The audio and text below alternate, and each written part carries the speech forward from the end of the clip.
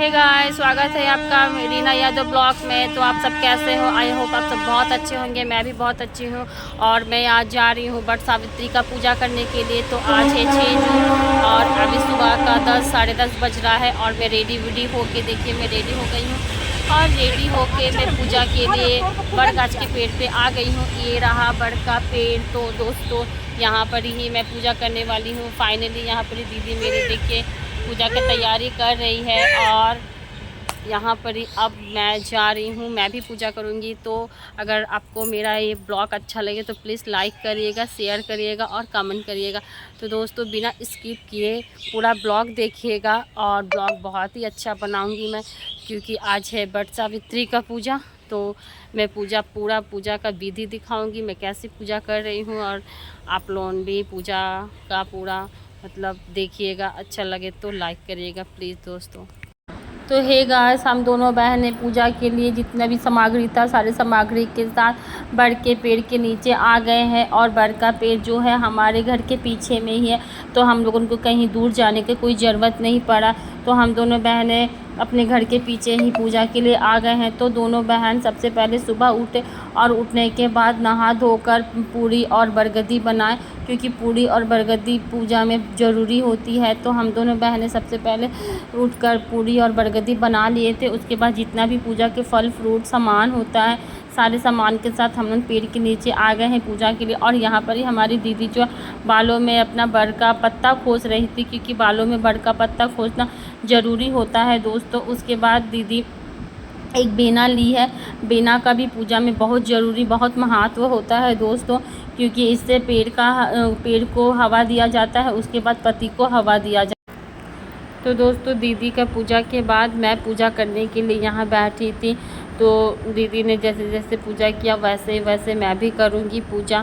तो मैं सबसे पहले यहाँ पर ही जो अल्पना ली हूँ और अल्पना लेकर सब जगह अल्पना से अपने हाथ से छाप मार रही हूँ, क्योंकि अल्पना का बहुत ज़रूरी होता है।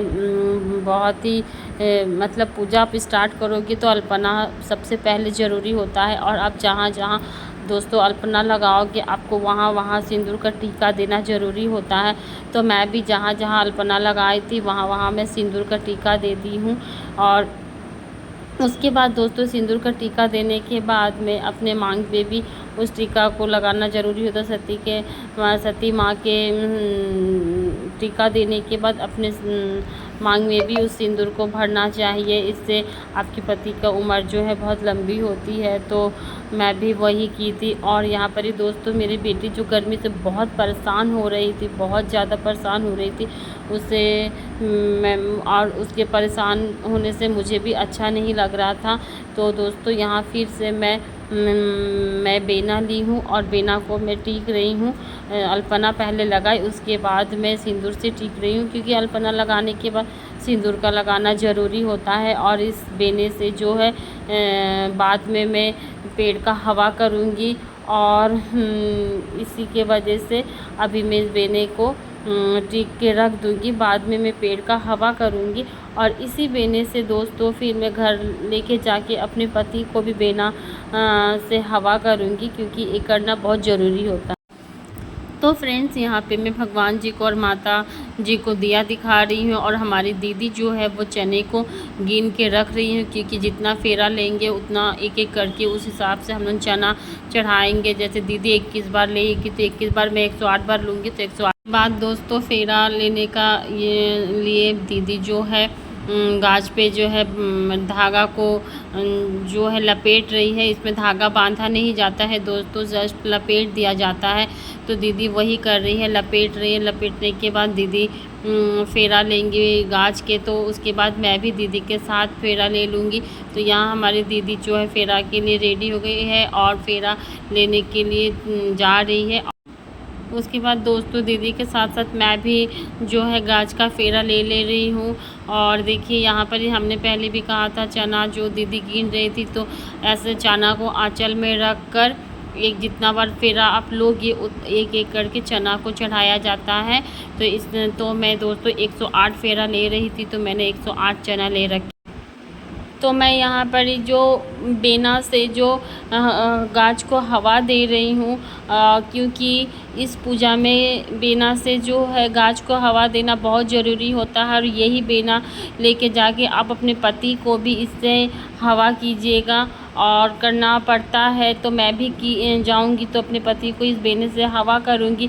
उसके बाद दोस्तों जो पेड़ के साथ आपको गला मिलना पड़ता है, तो देखिए दोस्तों मैं यहाँ पर ही पेड़ के साथ में गला मिल रही हूँ, क्योंकि गला मिलना ज़रूरी होता है। उसके बाद पेड़ का सेवा भी करना होता है।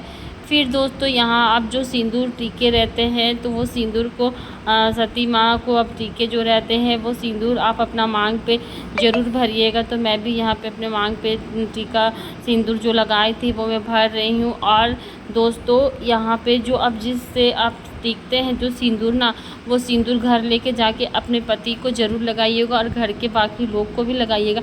इससे जो है माँ आपकी बहुत रक्षा करेगी और आपकी पति की भी बहुत रक्षा करेगी। और दोस्तों ये जो पर्व है सुहागिन महिलाएं बहुत ही श्रद्धा और बहुत ही लगन के साथ करती है। तो मैं भी बहुत श्रद्धा और लगन के साथ ये पूजा की थी। तो दोस्तों वट सावित्री की आप सबको हार्दिक शुभकामनाएं।